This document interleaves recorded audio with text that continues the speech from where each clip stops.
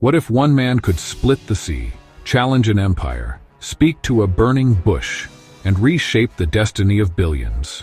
You've heard of him, but do you really know him? Today, we dive deep into the mystery, the myth, and the mind-bending history of Moses, prophet, outlaw, liberator, lawgiver, or perhaps something even more surprising. Stick around, because by the end, you might just question everything you thought you knew about the man who changed the world. Let's start with the Nile. Not the longest river in the world, but the one that carried a 3-month-old Hebrew baby in a basket, straight into the hands of Egyptian royalty. That baby was Moses. Now here's the twist. This story isn't just a bedtime fable. Similar accounts of royal foundlings appear in ancient Mesopotamian myths, like the story of Sargon of Akkad, who also floated in a reed basket on a river. Coincidence or cultural remixing? Historians debate whether this overlap hints at shared mythological tropes, or if it points to a deeper truth, that ancient storytellers used familiar tales to encode revolutionary ideas. But if Moses wasn't born to be a prince, then what was he really born to do? Fast forward. The boy grows up, but he's different. One day he sees an Egyptian overseer beating a Hebrew slave. Moses acts violently. He kills the man. A prince turned fugitive. He flees to the wilderness of Midian. For 40 years, he disappears into the background of history. Or does he?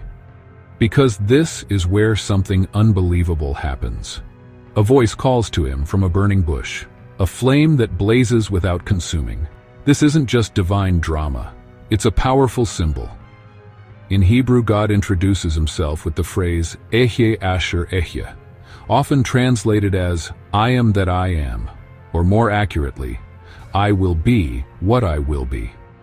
That's not just a name, it's a philosophical earthquake, a God not bound by statues or shrines, but by presence, becoming, and being. And suddenly, Moses, the exile, is told to go back, to confront the most powerful man on earth. Before we move forward, only 1% of our viewers subscribe. If you're enjoying this dive into history, hit that subscribe button. It costs nothing, but helps us make more videos like this one. Let's change that 1% together. Imagine this.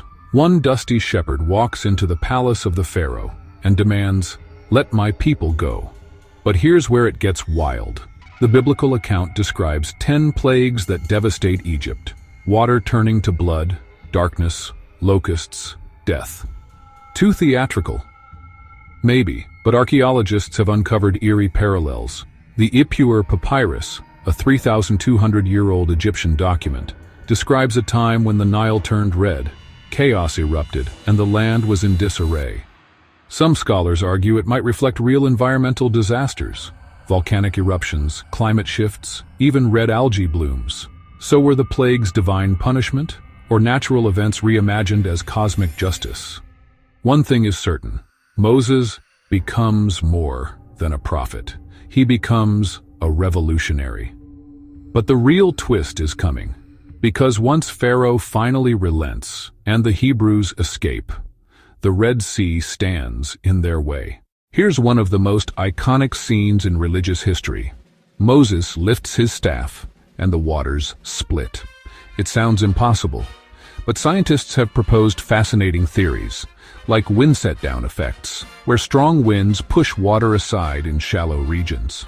Could Moses have simply known the land better than the Egyptians? Possibly. But even more powerful than the miracle is the meaning. This is not just about geography. It's about liberation, about a God who sides with the oppressed. And just when you think the story ends, it really begins, because the desert awaits. At Mount Sinai, Moses disappears for 40 days. He returns not with food or treasure, but with tablets of stone, the 10 Commandments. Now pause here. These weren't just religious rules. They were a blueprint for a new society. No murder, no stealing, no false testimony. But also, one day, off every week, a radical concept in the ancient world where rest was for kings, not slaves. This was a social revolution disguised as divine decree, but it wasn't smooth sailing. While Moses is up the mountain, the people below build a golden calf. The message? Freedom is hard, and people cling to what they know, even if it's the chains they left behind. The Moses who once begged Pharaoh for release now struggles to lead his own people. The journey through the desert wasn't a straight line. It was 40 years of wandering, complaining, and constant rebellion. Moses faced mutiny, hunger, and war. His own siblings challenged his authority. Even his closest followers doubted him. But through it all, Moses evolves. Not just as a leader, but as a mediator between the divine and the flawed human heart. He establishes laws, institutions, rituals, and slowly, the former slaves become a people with purpose. But leadership has a price. Here's the final twist, and it's heartbreaking. After decades of wandering, Moses leads his people to the edge of the promised land, but never sets foot in it himself. Why? The Bible says he disobeyed God, striking a rock instead of speaking to it. But maybe the deeper message is this: Moses was the visionary, not the settler. The one who sets the future in motion, but doesn't get to live in it. Sound familiar? Think of Martin Luther King Jr., whose final speech echoed Moses' fate. "I've been to the mountaintop, and I've seen the promised land. I may not get there with you." You might think Moses' story ends there, but actually, it's just beginning. Over 3,000 years later, his legacy still shapes the world. In Judaism, he's the greatest prophet. In Christianity, he's the forerunner to Jesus. In Islam, he's Musa, one of the most mentioned prophets in the Quran. In law, he's the archetype of justice and order. In politics, he's invoked by everyone from abolitionists to modern-day leaders.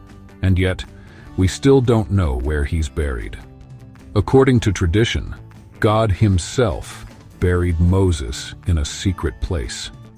Maybe that's the point. Moses wasn't just a man. He was a mirror, a movement, a myth wrapped in meaning, a voice from the fire, a footstep on sacred ground, a rebel who reshaped the world.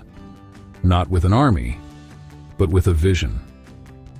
So the next time you hear his name, ask yourself, what sea are you afraid to cross? And what laws could you write, not on stone, but in history?